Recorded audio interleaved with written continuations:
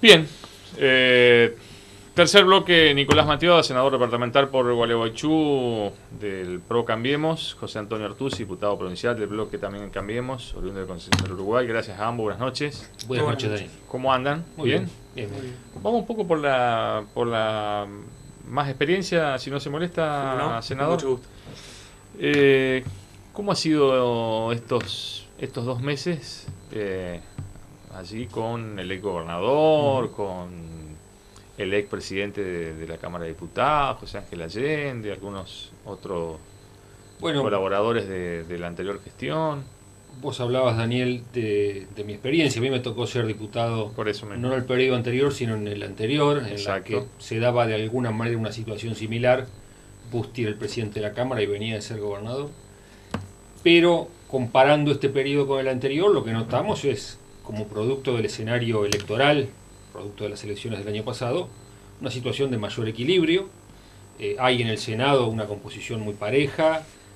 Cambiemos recuperado muchos municipios, tenemos obviamente el gobierno nacional, tenemos un bloque de 11 legisladores en la Cámara de Diputados, y esto, por voluntad política o por necesidad, por lo que fuere, lleva a una necesidad de mayor diálogo, de mayor equilibrio en las relaciones en la Cámara. Doy un ejemplo: el bloque que integro preside 4 comisiones en la Cámara de Diputados. No tenemos mayoría en esas comisiones, pero sí a través de nuestros presidentes, bueno, podemos imprimirle una mayor dinámica. Esas comisiones están funcionando con mayor asiduidad, con mayor ritmo que las demás. Y bueno, creo que es una etapa de diálogos, de búsqueda de acuerdos entre los distintos niveles del Estado y entre las distintas fuerzas políticas. Nosotros asumiendo claramente nuestro rol, que es de oposición y de alternativa. Creemos que nuestra tarea en la Cámara de Diputados debe servir para comenzar a edificar la posibilidad cierta de que Cambiemos no solo sea oposición en las cámaras, sino que sea gobierno a partir del 2019, y a esa tarea estamos. José, yo fui crítico de los bloques de Cambiemos, Sí. al comienzo, en el comentario que hice al comienzo del programa, porque a mí lo que me pareció, lo que vi, es que ustedes todavía no accedieron a toda la información que uno puede acceder cuando comienza una gestión así de este tipo. Digamos, me parece que todavía hay muchas cosas que la opinión pública no ha conocido, digamos, porque uno escuchó de Valiero, el ex ministro de Economía, o de Sergio Uribarri, un panorama de provincia, y me parece que eso, digamos, no condice ni con la mitad de lo que se encontraron, Sí. o lo que observaron ustedes, digamos, ¿no? Y uno dice, ¿por qué, digamos, por qué no se puede profundizar en esto? Más allá de que son oposición hoy por hoy, Sí. pero se sabe muy bien que este gobierno con Bordea a la cabeza depende mucho del gobierno nacional, digamos. Totalmente. O sea, están enviando mensajes permanentemente, y eso quizás les puede determinar un acceso a información que quizás no le determinaba al legislador opositor del periodo anterior, digamos. De acuerdo. ¿No? Pero bueno, ese fue precisamente, Daniel, una de las críticas que nosotros le hicimos al gobernador Bordet cuando en el Teatro 3 de Febrero hizo la apertura de las sesiones ordinarias.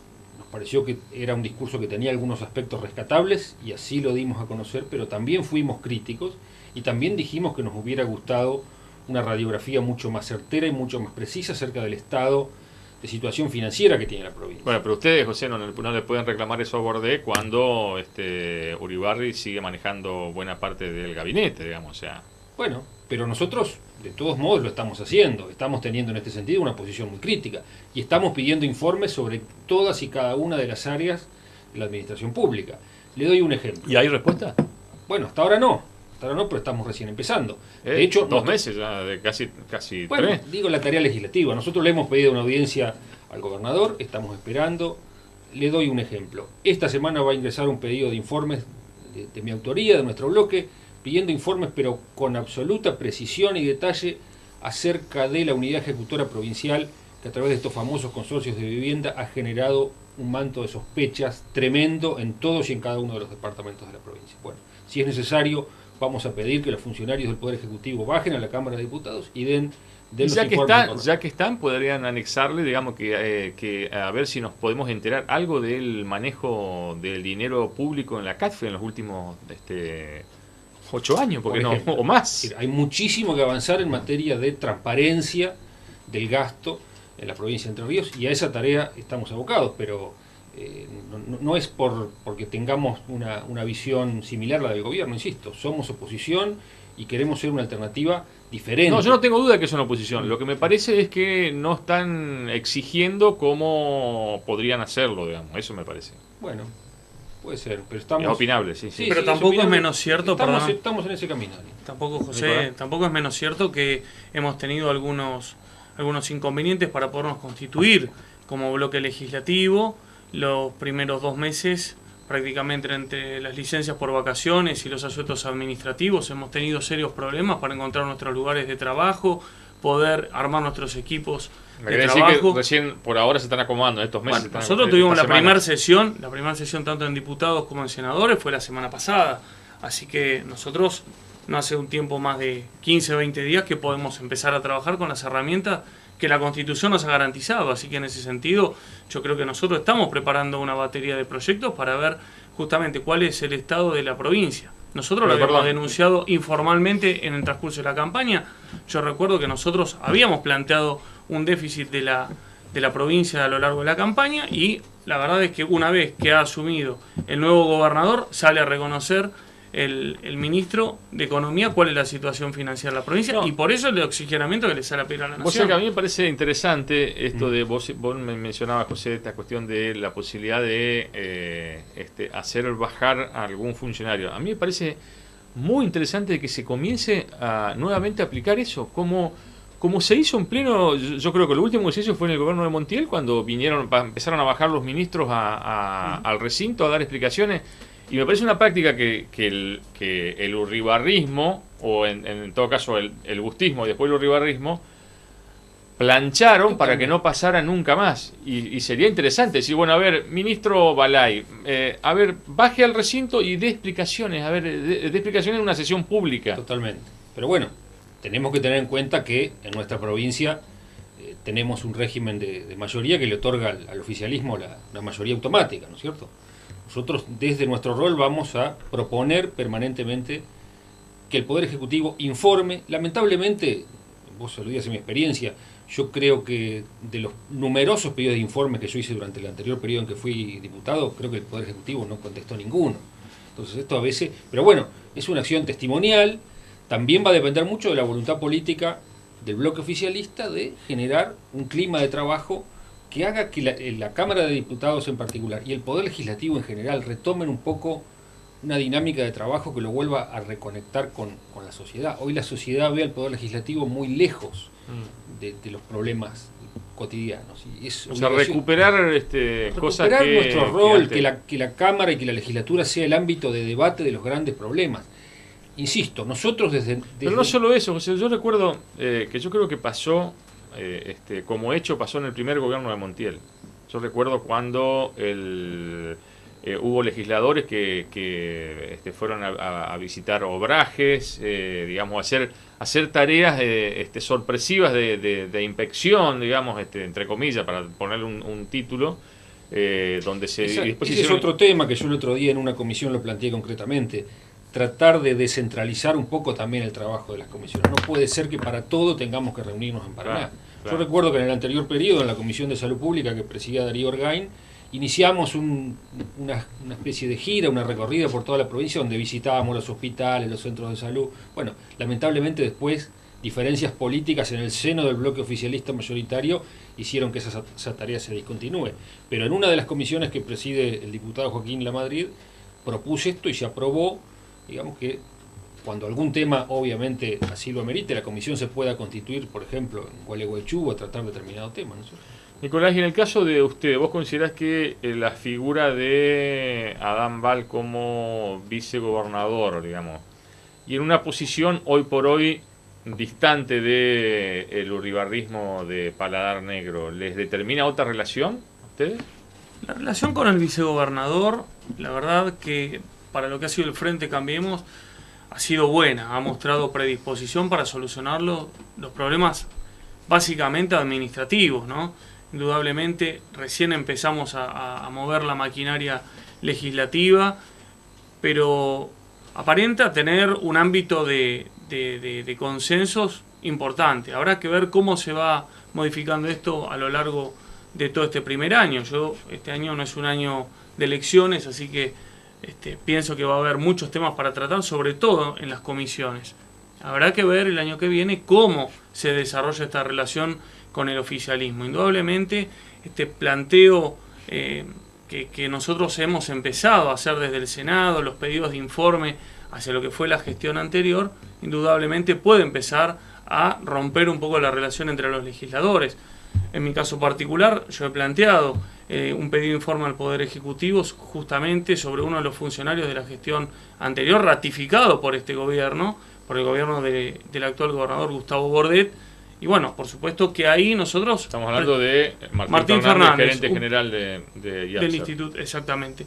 La verdad es que nosotros ahí ponemos un estribo para que el gobernador realmente haga cumplimiento de lo que ha sido su compromiso frente a la Asamblea Legislativa de desplazar funcionarios que sean sospechados de enriquecimiento ilícito. Y bueno, un poco basado justamente en ese extenso informe que ha hecho Luciano Garro, nosotros nos vimos en la obligación como bloque precisamente de presentar un pedido de informe que defina cuál es su situación. ¿Y cómo les fue? ¿Cómo fue la reacción en el...? Por supuesto que fue acompañado solamente por los legisladores o por los senadores del Frente de Cambiemos. Nosotros no esperábamos otro tipo de apoyo. Indudablemente esto yo creo que es un rol de la oposición. Por eso que bueno, nosotros presentamos este informe que lleva la firma de 3 legisladores, que es lo que necesita para que tenga curso. Entró la semana pasada y por supuesto que esperamos. ¿Y tuviste alguna comunicación, algún llamado? Todavía no. Como dijo no me refiero José. a decir, bueno, quizás puede haber llamado a alguien de la justicia o alguien del IAPSER o del Poder Político. No. Nosotros hacemos una presentación de carácter político. Sí. Nosotros dejaremos que la justicia siga su curso y nuestra inquietud se basa básicamente en un informe que le hemos pedido al Poder Ejecutivo. Nosotros aspiramos a que el gobernador cumpla con su compromiso de ir apartando funcionarios sospechados de corrupción y de enriquecimiento ilícito. Decía que en relación a esto, de manera similar, nosotros en diputados le hemos pedido al gobernador que cumpla su palabra también en el caso de Panoso, que claro, no envíe su pliego. Que está procesado, digamos. O sea, hay una imputación concreta. De una integrante de nuestro bloque, la diputada Gabriela Lena, cuando ella era concejal en Chajarí, por un tema de unos terrenos aparentemente vendidos a precio vil a familiares. Bueno, habría allí un caso importante de corrupción que está estudiando la justicia, y nosotros le pedimos en este caso al gobernador que no envíe los pliegos al Senado. Lamentablemente, tiene que pasar por el Senado. Lamentablemente los envió, pero bueno, creo que el gobernador tiene todavía la oportunidad política de demostrar que una etapa lamentable de corrupción en la provincia tiene que necesariamente que ir dejando atrás, y él tiene que dar señales claras de diferenciación en este sentido. Si no las da, evidentemente la ciudadanía lo va a seguir vinculando a una etapa caracterizada por innumerables hechos de corrupción, como ha quedado manifiesto. ¿Cómo juzgan a estos casi 3 meses de Mauro Uribarri como ministro de Gobierno? Bueno, al igual que el gobierno en su globalidad, ¿no es cierto? Yo escuchaba el mensaje del gobernador en el Teatro 3 de Febrero cuando hacía la apertura de las sesiones ordinarias, y era un mensaje que daba toda la impresión de estar muy condicionado por la herencia recibida, no solo desde el punto de vista económico, sino desde el punto de vista político, la dependencia política que pueda tener con Sergio Uribarri, con muchos de sus funcionarios. Entonces, yo no escuché allí un programa ambicioso de gobierno acerca de cómo transformar Entre Ríos, sino que era más bien, dicho con todo respeto por su profesión, ¿no? el discurso de un contador, ¿no? Arreglar un poco los números acá, arreglar algunas cuestiones allá. Y en general me parece que la administración provincial va transitando ese camino, ¿no? de solucionar problemas sobre la marcha, pero no vemos todavía realmente la presencia de un plan ambicioso de gobierno que diga cómo transformar estructuralmente nuestra provincia, cómo encaminarla por la senda del desarrollo. En ese sentido vemos más bien una continuidad de la anterior gestión. Y yo te agregaría, José, que hacía un discurso absolutamente distinto, el de Asunción, que el de la apertura de la Asamblea Legislativa. Yo creo que fue mucho más vehemente, Sí. una proyección distinta de provincia al asumir, y que yo creo que se ha ido atenuando en la medida en que ha ido descubriendo cuál es la situación real y reconocida, la situación financiera, me refiero, de la provincia, ¿no? Me parece que en la apertura fue un discurso muy light, condicionado por la herencia recibida. Sí. ¿Y la relación con Uribarri de parte de ustedes del bloque Cambiemos, cómo es? Digo porque es el presidente de la Cámara, ¿no?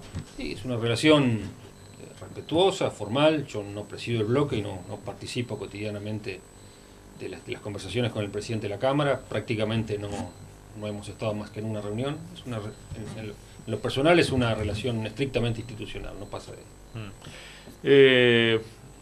Ustedes los dos son de Cambiemos. Sí, ahí la placa decía mal pro Cambiemos, él es pro Cambiemos, yo claro, soy UCR Cambiemos, claro. Les pregunto, digamos, en estos casi 3 meses que va a cumplir Macri, ¿qué autocrítica hacen? Decir, bueno, esto se podría haber hecho quizás de otra manera. Bueno, yo en términos generales tengo que decir que estoy conforme con lo que ha sido estos 3 primeros meses de Mauricio Macri. Era realmente un perfil de gobierno que nosotros anhelábamos y que durante muchos años habíamos venido proponiendo, ¿no?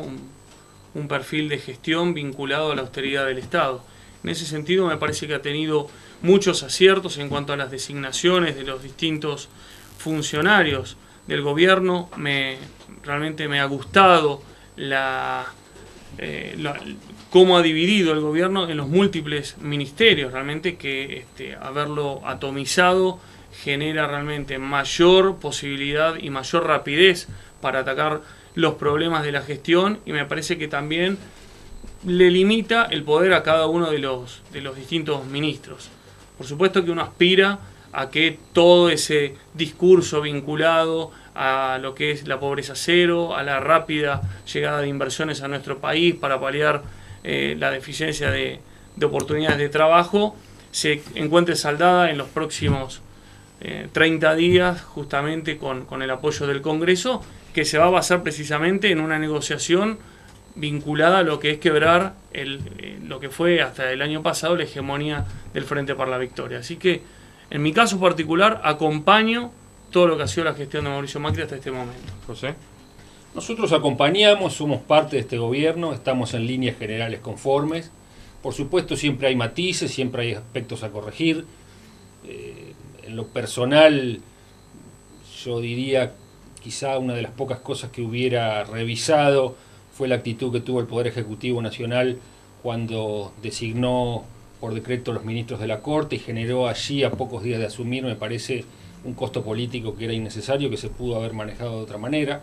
Pero insisto, son cuestiones puntuales y de visiones diferentes, de matices que tenemos dentro de Cambiemos.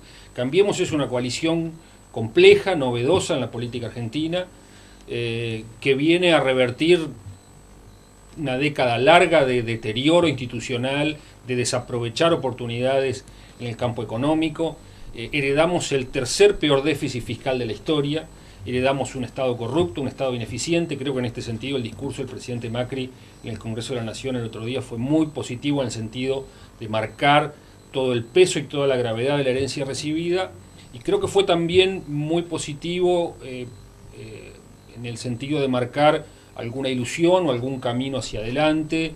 El hecho de plantear, por ejemplo, que este gobierno va a terminar su gestión con el proyecto de la doctora Elisa Carrió de ingreso ciudadano a la niñez como un mecanismo universal y no clientelar de igualación de oportunidades para los argentinos en sus primeros años de vida, y otras cuestiones que tienen que ver con la transparencia y con la lucha contra la corrupción y contra la reconstrucción de un Estado eficiente al servicio de los argentinos.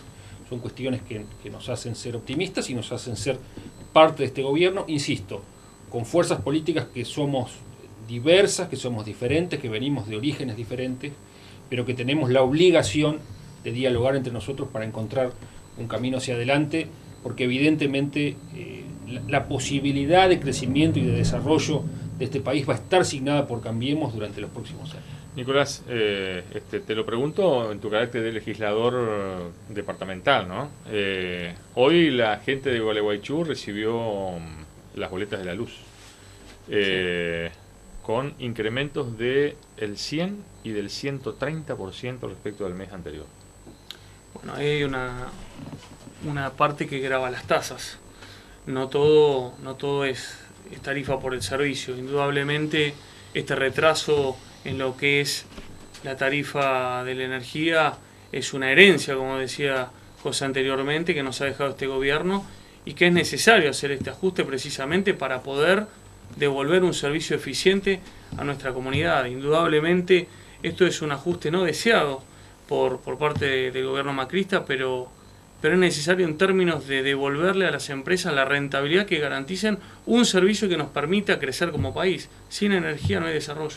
No, está bien, pero lo que hablábamos con Nahuel es decir, bueno, la falta de información que hay respecto de... porque hay lugares donde se aplicó el 100 y el 130% de aumento, y hay lugares donde se aplicó el 20% y hay lugares donde no se aplicó nada, digamos, de aumento, ¿no? Y eso por allí sorprende... Me permite una apreciación sobre este caso en particular. Recordemos que las tarifas de distribución de energía eléctrica son en este caso de una empresa provincial. No, acá estamos hablando de una cooperativa. Ah, bueno, estamos hablando de una cooperativa. Pero bueno, de todos modos está regulada por el ente regulador de la energía eléctrica, que es de jurisdicción provincial.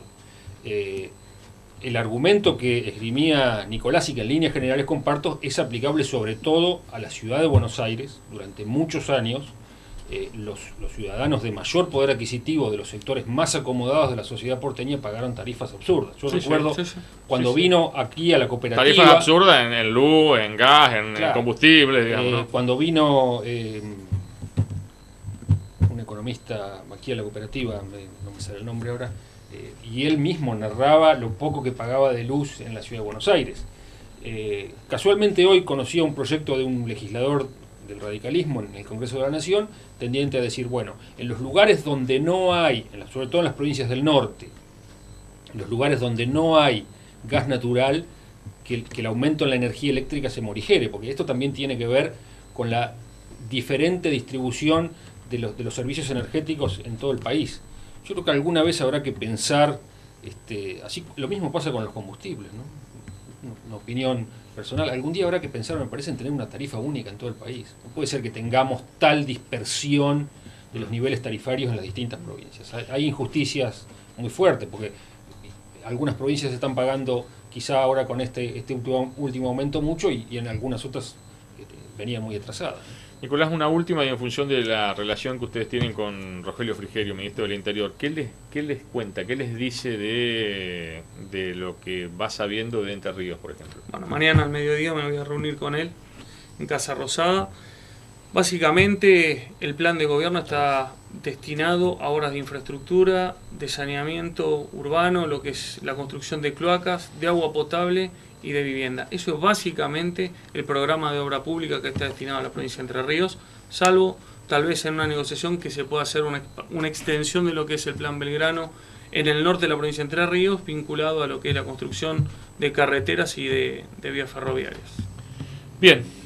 Mateo Artusi, gracias por la presencia aquí. Gracias a vos, Daniel. Muchas gracias. Nos vamos a la última pausa, después nos metemos en el tema que preocupó y preocupa mucho a Gualeguaychú, como es la cuestión de mala praxis, lo que pasó con este caso de Slow Tower, sino también los casos anteriores, que algunos avanzaron en la justicia y otros no.